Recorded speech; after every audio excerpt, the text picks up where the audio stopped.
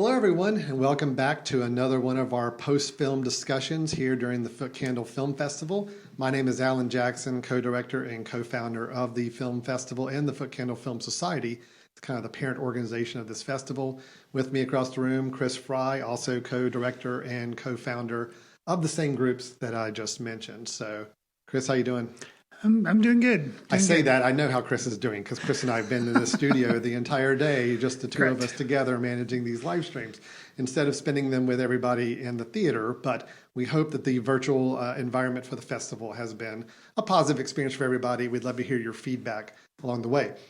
The film we're going to be talking about is The Campaign of Minor Beau. It's a documentary that we hope you have seen. If you have not seen the film and you stumbled into this live stream maybe by accident, I recommend you go see the film first, and then you can play back this recorded conversation afterwards, which will be available to you as long as you have a ticket for the film. And we're really happy to have with us the director of the film, Todd Dresner. Todd, welcome, and we're glad to have you here with us today. Thanks for having me. Yeah. And what we're going to do is we're going to talk a little bit about the film, and then we're going to open up some questions from the audience as well. Todd, you're calling in right now from, are you in New York? Yes, I'm in Brooklyn, New York. Brooklyn, New York. Well, I've got to ask you first, for obviously everybody who has watched the film knows the subject matter and knows what the film is about, the documentary of Beau's campaign up in West Virginia. So I guess the obvious question for people is going to be, just how did you get connected with this story? How did you find yourself connected, especially what we know about you from talking before the interview here? Well, people may recall we had a presidential election in 2016, and that it turned out surprisingly. And here in Brooklyn, of course, we're a very blue city. All my friends, my family, all voted for Hillary Clinton. We all, like everyone everywhere, expected her to win. So in the aftermath of that, I had a lot of responses. But as a documentary filmmaker, my response was, well, what could I do that would kind of take into account our new circumstances and try to understand something that was going on, in the country that clearly I hadn't anticipated. Mm-hmm. And so about a month after the election, there was a story in the New York Times about coal country and Trump's promises to coal country. And one of the people in that story was Beau Biden. And I thought he was interesting. The story linked to his meeting with Hillary Clinton, which I watched, and that was obviously very compelling. So I got in touch with him. And at the time, he was sort of intrigued, but it wasn't really clear what a film about him would be about because his role in the 2016 campaign had come to an end. But I kind of kept tabs on him. And a few months later, he decided he was going to run for U.S. Senate. And that is catnip for a filmmaker because it gives you an automatic beginning, middle, and end. And so that was very interesting to me. And I had a few more conversations with him, and he agreed to let me follow his campaign. How, expanding on that, just having him agree to follow you on the campaign and produce this documentary, what was that process like? I mean, how much access was he willing to give? And was it a tough process to get him on board with the project, or was it a good collaboration from the beginning? Well, there were a few conversations with him and with Jared Crum, his campaign manager, who appears in the film. And I think the main thing they were wanting to know is, making sure that I wasn't coming in to do like some sort of hit job on him, because obviously I was very upfront that my politics and his were very different. So I needed to convince them that I was interested in his story and not coming in to do like some sort of political hatchet job. And because that was actually the case, that I, was not planning on a hatchet job, I was able to convince them of that over a series of conversations. I think initially they had a misunderstanding of documentary filmmaking because there was some concern on their part that I would be making money off of Beau's campaign while he wasn't making any money. And documentary filmmakers, as a general rule, don't make money. So that we got past that issue. And then in terms of access, a lot of these campaign films, there are a lot of documentary films about political campaigns, and you sort of imagine consultants and ad people, and some of the films you barely even see the candidate. That was sort of in my head when I started this, but this, as you know, if you watch the film, was like the shoestringiest of shoestring campaigns. So it wasn't like I had to go through a lot of layers for access. I went there and there was Beau, and we started shooting, and there were few enough of us there that over time, I think we developed a good relationship that allowed us, as the campaign went on, to get some of the more emotional moments that you see in the film. Yeah. So when you started the project, the film, I mean, you went in more looking at it as a kind of a view of Beau as an individual. But then the campaign did start, or you started the documentary when you knew that the campaign was going to be going forward. Right. Once Beau decided he was going to run, the first filming I did was when he made his press conference announcement of his campaign. Okay. That was the first time I was there. And that was in June of 2017. And he went through the primary in May of 2018. And over that time, I went to West Virginia about 7 times for varying lengths of stays. And I had a cameraman who lives in West Virginia, so that if I wasn't there and it seemed like something important might be happening, usually the cameraman could get there and capture it. Mm-hmm. So yeah, we were there from beginning to end. That's great. So, there was something you submitted when you submitted the film. We asked everybody to submit kind of a director's statement on the film, and you had something in there I want to kind of follow up on. And I think it's, if I'm right, I think it's one of the driving reasons you wanted to profile this individual as opposed to anybody else. Is you made the comment about how you like the fact that he could disagree without being disagreeable. And I thought that was a really great phrase. And is that kind of what drew you to him as an individual, is just looking for someone that could go into politics and really just not be there to be controversial or to be raising a ruckus with anything? It's really just to be able to politely state when they disagree with something. Yeah, I mean, the first video I ever saw of him was his meeting with Hillary Clinton, where obviously he was very upset what she had said about coal miners, but he... this actually didn't make the film, but before he started talking specifically about her comments, he apologized for all of the people who were outside yelling and protesting, just saying, that wasn't welcoming, and I'm sorry that you had to hear that. And then even as he continued, he's obviously very civil and polite, and the word that I always use about him is authentic. Like, clearly he was speaking from a deep, emotional, painful place about what had happened to him. And the press corps, I interviewed the New York Times reporter who was covering the campaign. She said most of the time at these events, the press has one eye on the event and then one eye on their phones or their laptops or whatever, because they're usually very predictable. And they just suddenly locked in on him when he started, because this was so unusual. So that, I think that's what made him so captivating and made that meeting go viral during 2016. And that was something that was interesting to me to tell a story, particularly if I was going to tell a story about someone that I disagreed with. I didn't want to be, you want someone who at least is pleasant in that way.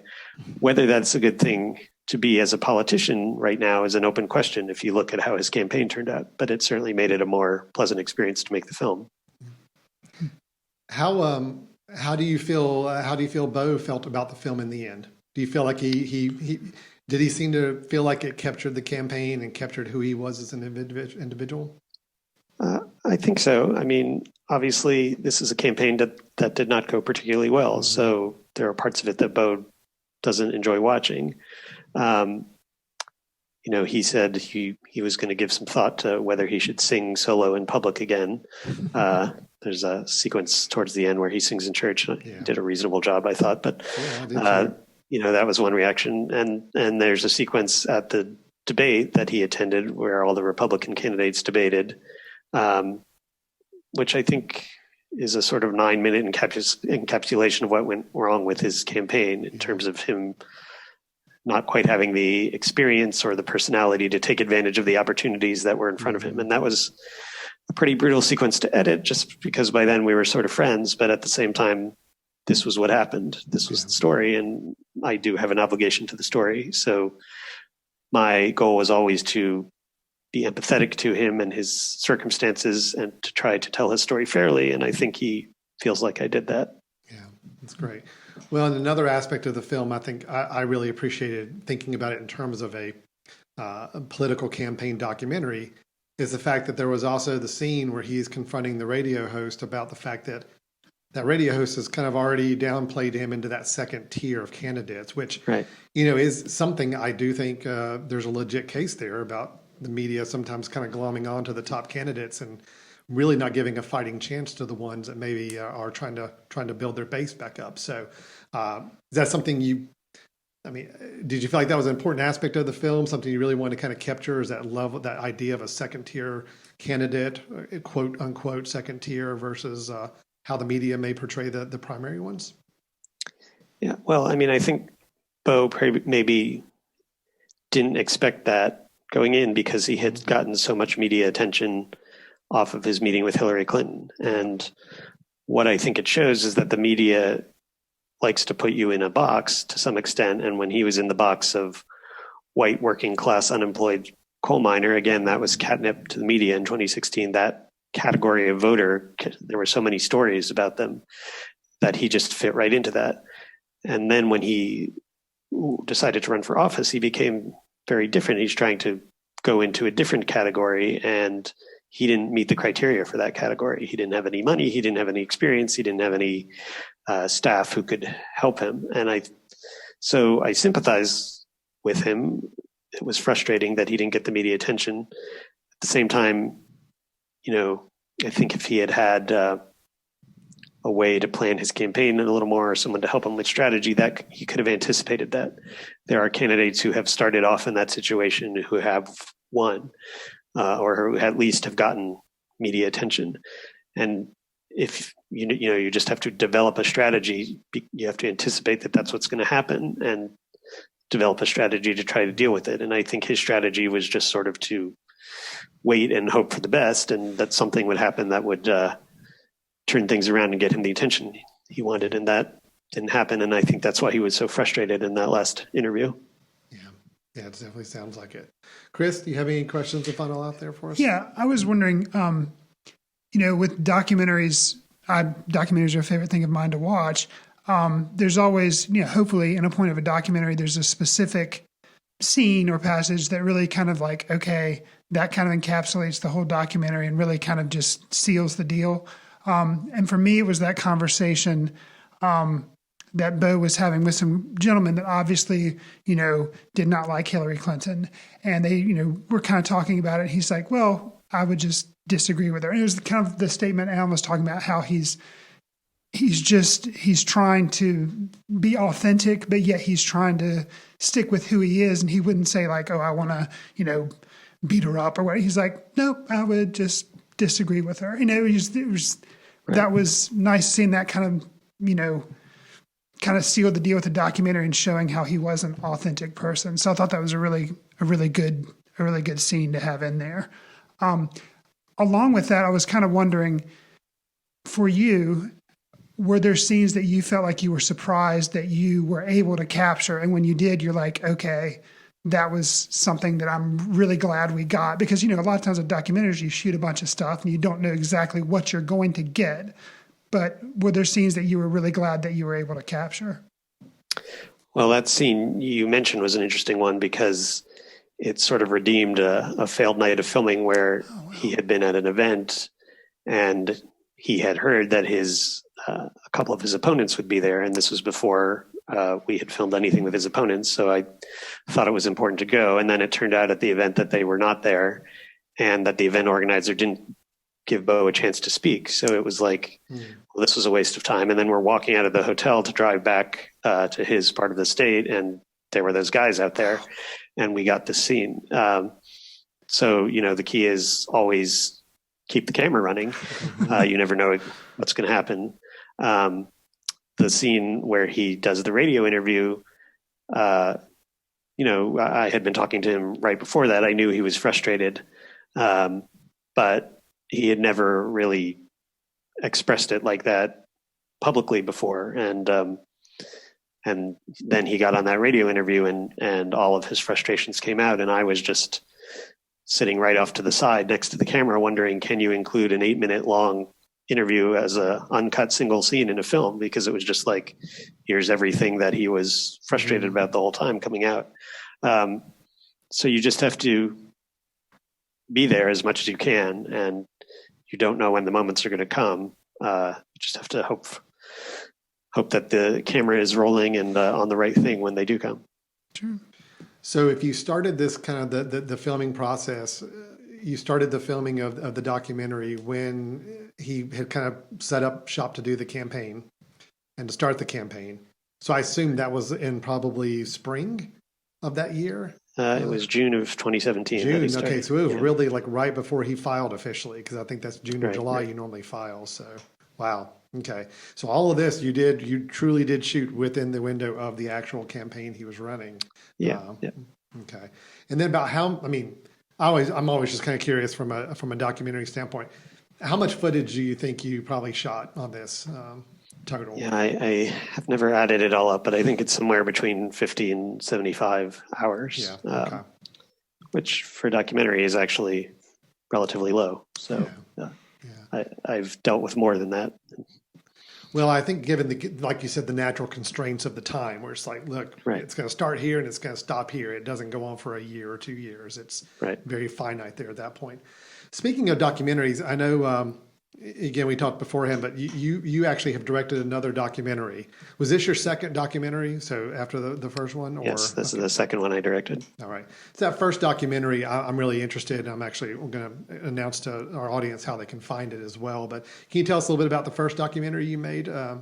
It's called Loving Lampposts. And the reason it's called that is because my son, who's on the autism spectrum at the time I made the film, was obsessed with going into Prospect Park, which is right near where we live, and going and visiting some lampposts there, which he took a real affection to. And so the title Loving Lampposts is sort of a way into these questions about autism that have become much more significant now that the number of autistic people has increased so much, about what causes autism, whether we should treat autism as a medical issue or a disability or a different way of seeing the world. And the film ultimately makes an argument for what's called neurodiversity. It was essentially the idea that in the same way that there are multiple races and genders and sexual orientations, there are multiple brain types in the world. And that while autism causes disability and causes difficulties for the people who have it, it also can be viewed as a different way of seeing the world and the implications of that. So the movie is not just about my son. It has a number of autistic adults in it. It has experts on autism, doctors, sort of a wide angle view of autism now that it's more popular than it's ever been. Okay. So that you were telling us too that documentary is available on Vimeo on demand. It is on Vimeo. If you go to the website for the movie, which is lovinglamppostsmovie.com, you'll find a link to get the film on Vimeo. Great. We'll do our best to actually share that link out too with members, because again, I know a lot of our group really enjoys documentaries. I think a lot of people are really finding some great wealth of subject matters and things to explore in documentaries, especially in the last several years with all the availability of online films. So we'll definitely make sure we kind of share that out there. Chris, do we have a comment or anything from audience? Yes. Someone was commenting kind of on the whole scene comment that I was telling you about. They said they loved the scene where his son, Beau's son, talked with him about art, and they equally loved the end of the film where he shoots the campaign sign. They said the way you captured the raw emotion really let them feel his joy and his pain. So they thought that was a really nice moments that you provided in the film. So, well, thank you. And I'll just share a story about the shooting the campaign sign, which was that he decided that he wanted to do this. And so I said, well, we have to film it, obviously. And he said, you can film it, but you also have to shoot at the campaign sign. And, I'm a New Yorker. I have never held a gun or whatever, but he and my cameraman, who's also from West Virginia and who would often talk with Beau about their guns, gave me a lesson. And so, fortunately, I didn't kill anyone, anything like that. I think I may have made a hole in the sign, but so I shot the sign and we filmed Beau shooting the sign. This is just what you do.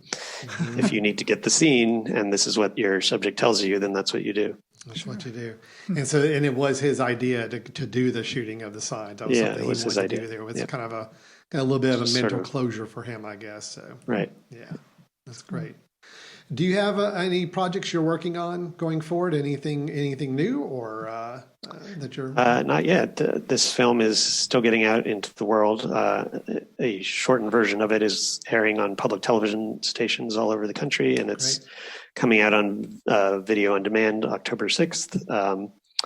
So I'm really concentrating on getting it out into the world, and then the world maybe calms down slightly from how it has been for 6 months, we'll start thinking about what I might do next. Well, and I would think that timing wise too, obviously right now, coming out on video on demand here in just another week or so is good timing in terms of everything else going on and people kind of wrapped up. I mean, it has its roots in the last election, so I wanted it to come out before this one. And I have some hope that it will be slightly less relevant after the next election. Right, absolutely. Chris, I think we have another comment there. Okay. One of the members just said they're still not sure why Beau's wife wanted him to sit off center for the picture. It was interesting that you included that moment in the film. So I guess, being real, being a documentarian, you left that in there, but they found that amusing. So yeah, I mean, that was just the day before the primary and they were both completely stressed out. It's not included in the film, but just before then they had herded off their children to go sit in the car because the children were yelling and crying and about various things. And as far as, I didn't quite get what she meant about not wanting him centered up because, shooting on the phone, it's vertical. It's showing so little of the banner. Anyway, it doesn't matter where he sits. But I think it wasn't really about that as much as it was like, we just need to fight for a few minutes here, which was a kind of revealing thing because they're very close and she was so supportive of his campaign. And it just to show the stress that it doesn't matter how far ahead you are, how far behind you are, these final moments of a campaign can be stressful. So I thought that was a good moment to include.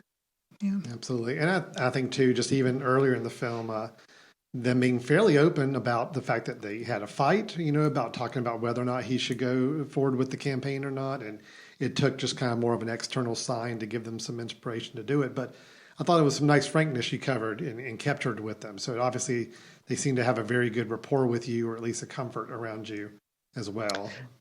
Yeah, that interview with her where she mentioned the fight was right after he had announced his campaign. So I had known her for all of 24 hours. But she's sort of an open person in general, or she took a liking to me. I don't know quite what it was, but I think they had told that story a lot because they viewed it as a sign from God that this letter had come from Arizona saying that he should run for office. So I think she was comfortable putting that fight out there because it just sort of showed, in their view, God's hand in everything that had happened. That's great. That's really good. Todd, if anybody out there is wanting to kind of follow you, connect, I don't know if you do anything social media or just have anything. I know you mentioned the website about the other film, and obviously this film for people who want to see it again after the festival or share it with other people. It'll be available video on demand October 6th. But any other ways that you encourage people to kind of follow you or your work or what you're doing? Well, the film itself, and I personally am on Twitter. And the film is on Facebook. You can, if you do go to the website for the film, mineorbeaufilm.com, you can sign up for our mailing list. And that mailing list will tell you what's happening with the film and whatever project I do next. So there are a number of ways to keep in touch if you would like. And obviously, I encourage people, if you liked this and want other people to see it, to certainly tell them about it. Because the more viewers we can get and the more support for documentary filmmakers, the better. Absolutely. Great. Well, I think this is great. We've got great conversation here. We're about out at our time. So Todd, thank you so much for joining us here and being a part of our Footcandle Film Festival this year. Again, we wish you could be here in Hickory with us. We wish we could be showing this to a in-person crowd, but given the situation, we had to go with the next best option.